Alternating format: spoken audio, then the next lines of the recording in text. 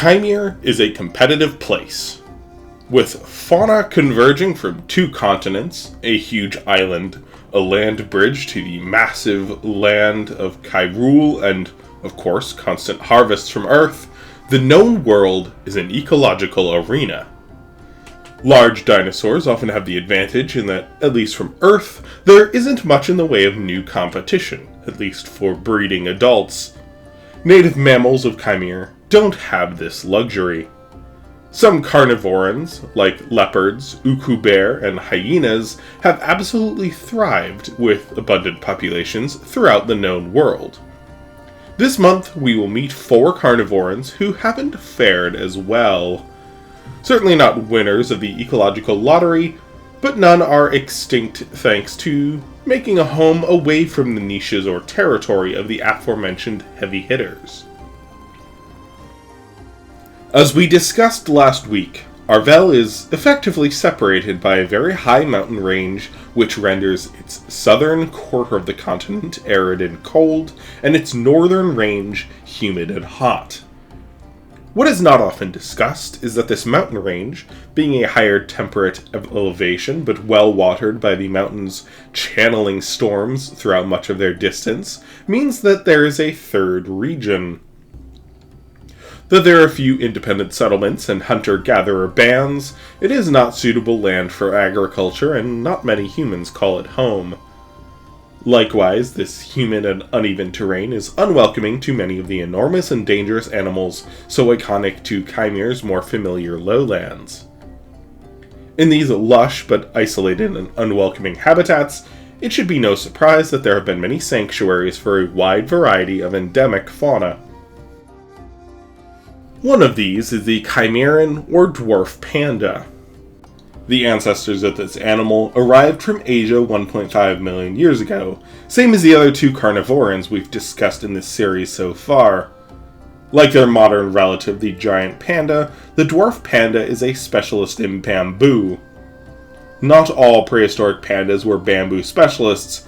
Indeed, there was a hypercarnivorous member of the panda tribe, which was quite successful for a few million years in Arvel, but that was part of a bear radiation that ended around 6 million years ago.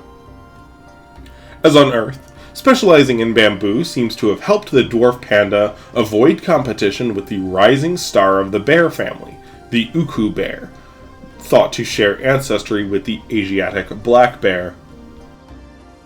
However, these vast stretches of bamboo forming vast forests throughout the peaks and valleys of central Arvel are not without their own competition. Gigantopithecus, an ape which came through the same harvest as the panda, enjoys the shoots and leaves of bamboo as part of a varied diet alongside fruits and tubers.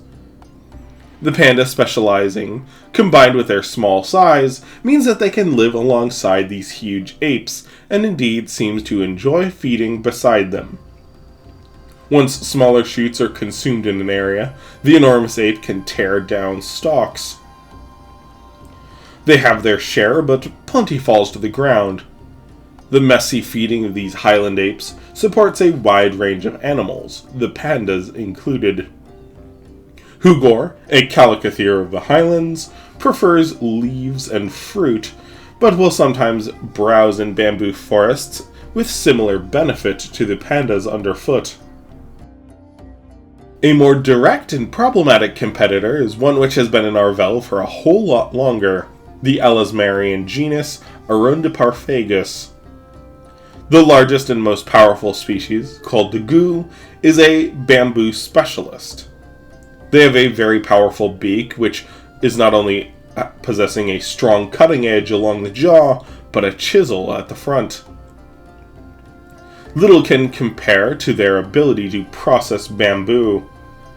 Though the shoots are their aim, they won't let a little thing like the only bamboo in the area being 10 meters tall get in the way of dinner, and they will simply chew through and cut and fell the mature stalks and enjoy the shoots out of reach of the competition. Even with these abundant and voracious neighbors, pandas make do.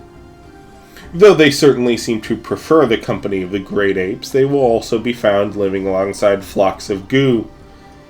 Sometimes this competitive pressure forces them to get creative, such as climbing to get to a higher leaves, but they're small and strong enough to do just that comfortably.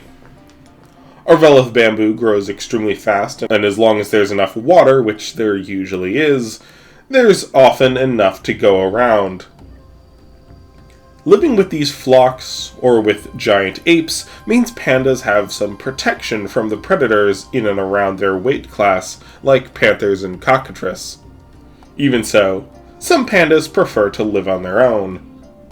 Being smaller, they can navigate tighter bamboo forests that predators might find difficult to follow. Pandas living with goo don't have much cover on hand, and they're much slower than their dinosaur companions, so they can be quite vulnerable if the herd doesn't stand and fight. Gigantopithecus have been documented protecting them, but these big apes are mostly bluster. Experienced Haraud toms at 300 pounds have been documented bringing down 800-pound apes. This doesn't even account for the threats posed by Darun, a megaraptoran whose largest specimens are of comparable mass to male Gigantopithecus. Darun are generally considered the apex predators of this region. Fireback terrorbirds and black cockatrice are also found in these valleys from time to time, though neither is common in the bamboo forests. The tyrannosaur Nehamu, which will be covered in more detail in a few months, is also found in this region, but these omnivores stick to the valleys alongside the rivers rather than venturing into the interior, so encounters between them and pandas are rare. As this habitat is inaccessible to the assembly, study has been rare. Only 3 expeditions have been conducted thus far. Pandas have not been a common sight, but considering they seem to be more elusive than pandas on Earth, given a more natural threats and smaller size, this is not much of a surprise. Studies of such things as lifespan, rate of reproduction, day-to-day habits have not been conducted, but from what has been seen, suggests that basing assumptions of these aspects on giant pandas of Earth is not unreasonable. All 3 expeditions to this region came back with at least signs of pandas, if not outright sightings, and along a fairly wide range, so it is assumed that their population is stable, if not particularly widespread or abundant. There is something to be said for them enduring as pandas did on Earth. While their generalist cousins on both planets perished, presumably due to competition with other bears, the dwarf and giant pandas are a testament to the merits of specializing to avoid such contest. Cheers to Ian for sponsoring this series. While you hear a lot about the heavy hitters of Kaimere, it was nice to spend some time on these scrappy underdogs still holding fast to their niches. Thank you all for sticking with me as I finish this next book. Has been my near singular focus for the last few months, and I've been very grateful both to my many big episode sponsors who were accommodating in my pushing the deadlines back, and to Ian for sponsoring all these shorter topics so I could write without worrying about making ends meet. Got some very exciting episodes for y'all in the future to look forward to once the book is done, and of course I hope the book itself is all to your liking. I'm really excited for all I've been working on, and I am so thankful for the support I've gotten along the way. Cheers, folks!